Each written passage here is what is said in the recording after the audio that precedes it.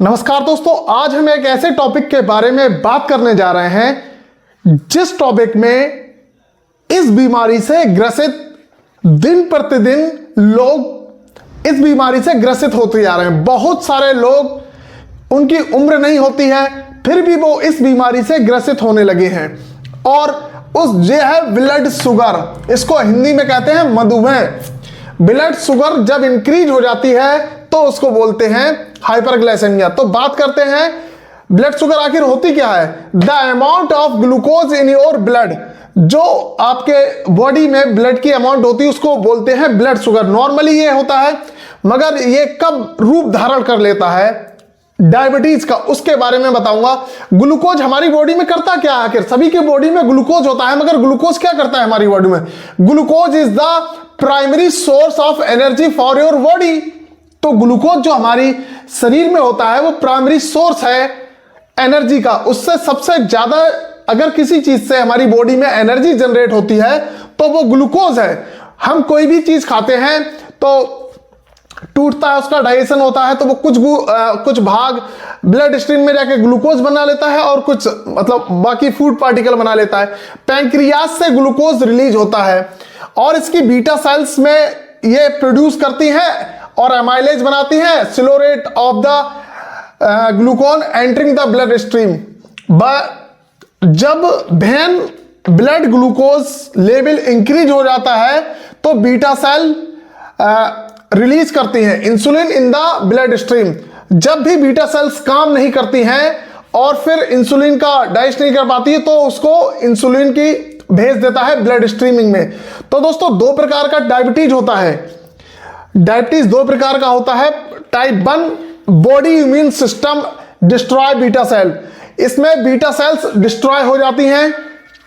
और दूसरा होता है टाइप 2 बीटा सेल्स में भी डाई, इसमें बीटा सेल्स मर जाती है और या तो फिर थक जाती हैं या फिर less able to the function, proper function नहीं कर सकती हैं।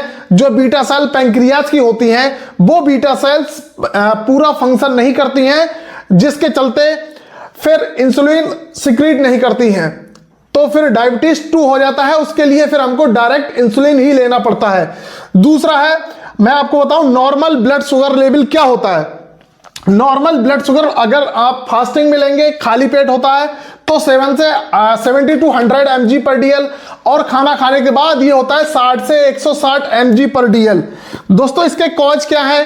कॉज बहुत साधारण से कॉज है। कॉज मीन्स होता है कारण। तो कारण या तो एज रिलेटेड, मगर अब जो युग चल रहा है उसमें एज का कोई भी मतलब रोल नहीं है। जैसे पहले पढ़ा दिया गया कि एज वाइज, तो अभी क्या है, एज वाइज इसका कोई रोल नहीं है। किसी भी एज में ये हो सकता है। इनहेरिटेंस मतलब आपके माता पिता से आया हो। फैमिली हैविंग डायबिटीज, अगर फैमिली में किसी को डायबिटीज है तो उससे भी आ सकता है। अगर आप ओबेसिटी बहुत ज्यादा मोटे हो, अगर आप हाइपरटेंशन आपको रहता है, ब्लड मतलब हाइपरटेंशन रहता है, ब्लड प्रेशर बहुत बढ़ता है। हार्मोनल इम्बैलेंस है, कभी थायराइड बढ़ जाती है तो जो भी पैंक्रियाज सिक्रीट करता है हार्मोन, उसका इम्बैलेंस हो जाता है। स्ट्रेस, अगर आप बहुत ज्यादा स्ट्रेस लेते हैं जिससे आप डिप्रेशन में पहुंचोगे, एक कारण यह भी है। स्मोकिंग, इररेगुलर स्लीप, आपका कोई दिनचर्या ठीक नहीं है। अगर आप नाइट की ड्यूटी करते हैं या मतलब दिन की जगह रात की जगह आप दिन में सोते हैं, या कोई भी दिनचर्या नहीं है, तो उससे भी इरेगुलर स्लीप से भी ये डायबिटीज का खतरा बढ़ता है। जो लोग रात की ड्यूटी करते हैं और सही से नींद नहीं लेते उनको तो बहुत ही ज्यादा खतरा होता है। और इसके सिम्टम्स बताऊं मैं आपको।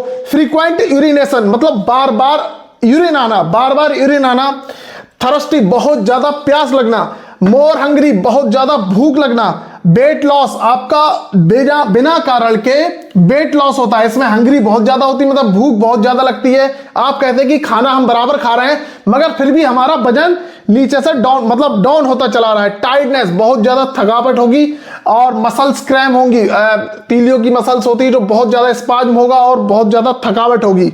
ब्लड विजन मतलब देखने में कठिनाई बहुत ज्यादा होगी। नमनेस, हाथ पैर सुन्न पड़ने लगेंगे।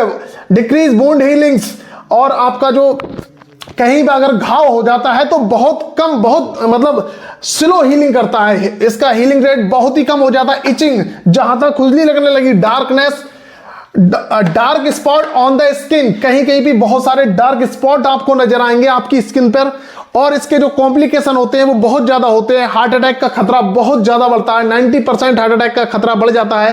किडनी आपका फंक्शन नहीं करेगी, किडनी फंक्शन नहीं करेगी तो जाहिर सी बात है हमारी वेन्स में बहुत ज्यादा स्वेलिंग हो जाएगी, उसकी वजह से ही नमनेस होगी।